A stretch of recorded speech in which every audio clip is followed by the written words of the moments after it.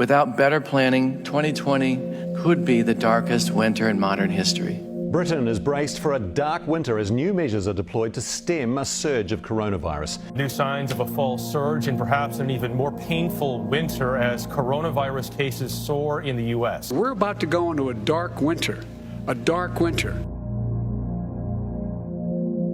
This message is for anyone who has concerns about the upcoming U.S. elections, the potential for chaos and civil unrest, or those who fear what a second wave of COVID-19 could mean for the future of humanity. If you have found this message on your own, please share it with your friends and family.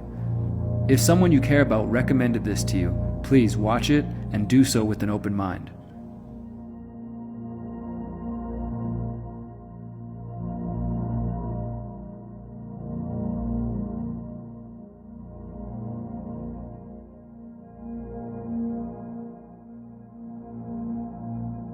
We are in the last few months of a tumultuous year, and it appears that there might be more unprecedented events on the way.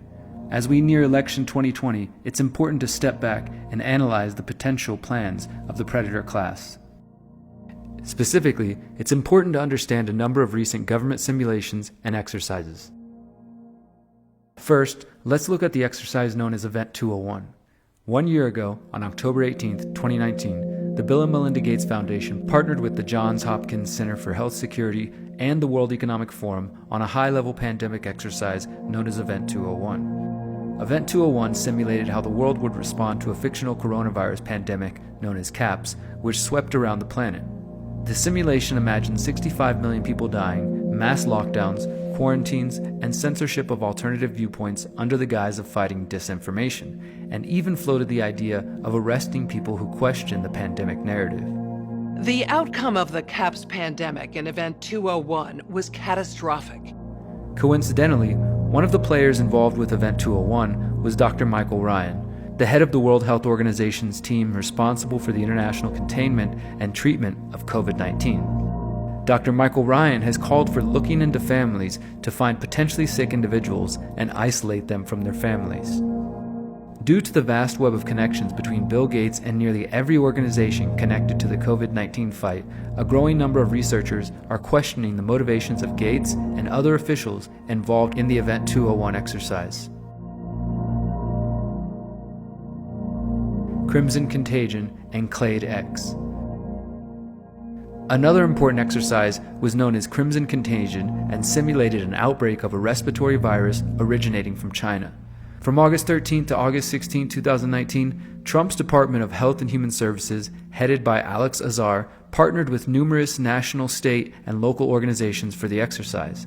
According to the results of the October 2019 draft report, the spread of the novel avian influenza named H7N9 resulted in 110 million infected Americans, 7.7 million hospitalizations, and 586,000 deaths. Another simulation known as Clade X took place on May 2018. This event examined the response to a pandemic resulting from the release of a fictional virus known as Clade X. In the simulation, the virus was released by a terror group called A Brighter Dawn. As the outbreak spread through the United States, the participants asked what would be needed if the president issued a federal quarantine, noting that the authorities would need to, quote, determine the level of force authorized to maintain quarantine. The Clade X exercise also resulted in the federal government nationalizing the healthcare system. The leaders of these controversial pandemic simulations that took place before the coronavirus crisis have long-standing connections to the U.S. intelligence and U.S. Department of Defense. Even more troubling is that key players in the exercises, specifically Event 201 and Clade X, share a common history in another biowarfare simulation known as Dark Winter. The Darkest Winter. The Dark Winter exercise took place in June 2001, only months before the 9/11 attacks.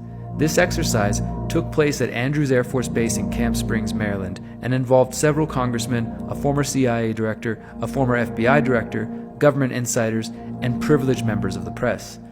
The exercise simulated the use of smallpox as a biological weapon against the American public.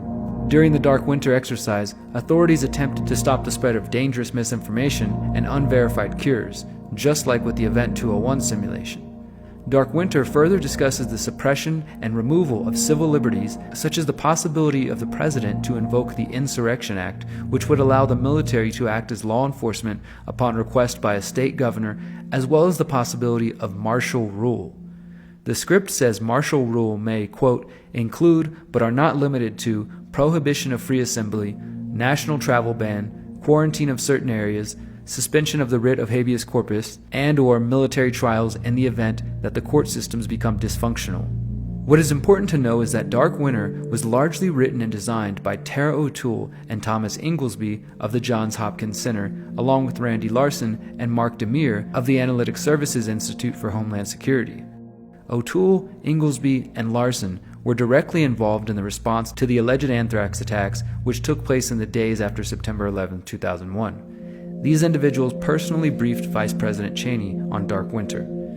Coincidentally, Event 201 was co-hosted by the Johns Hopkins Center for Health Security, which is currently led by Dark Winter co-author Thomas Inglesby. Tara O'Toole was also a key player in the Clade X simulation.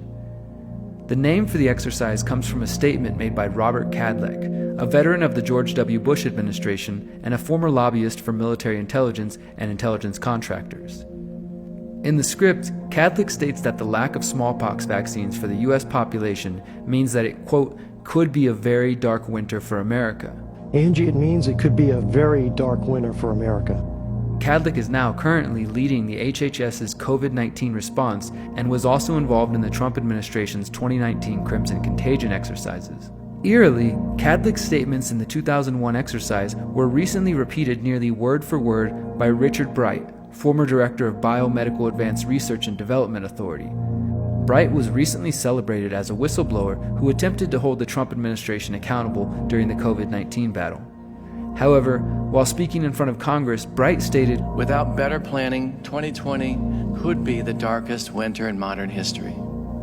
Now maybe Bright is simply a concerned scientist warning about the potential for more sick people, but his use of the phrase darkest winter is hard to ignore here. When hearing the statements from Kadlec and Bright, we ought to consider the corporate media's promotion of a potential second wave of COVID-19. Bill Gates and other influential pundits and health authorities have consistently warned about a second wave which was slated to arrive in the fall of 2020.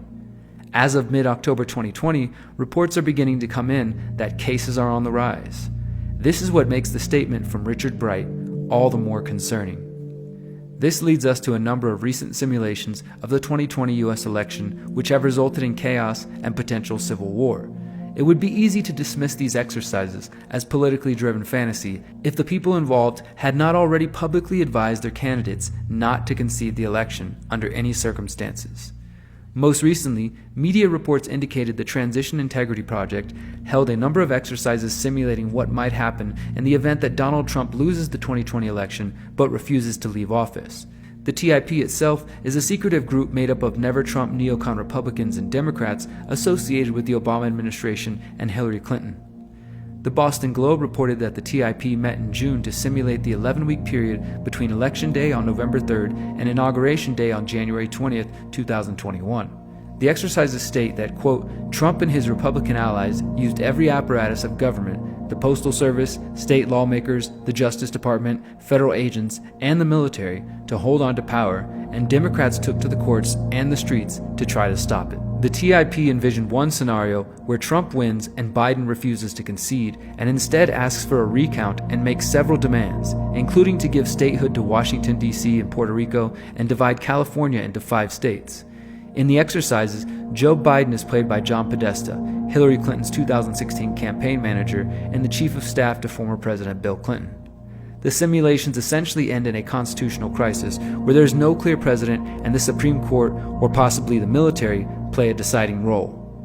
This unprecedented event could be disastrous for American life, as it is very likely that activists from both sides of the vote would take to the streets to protest what they believe is a theft by their opponents.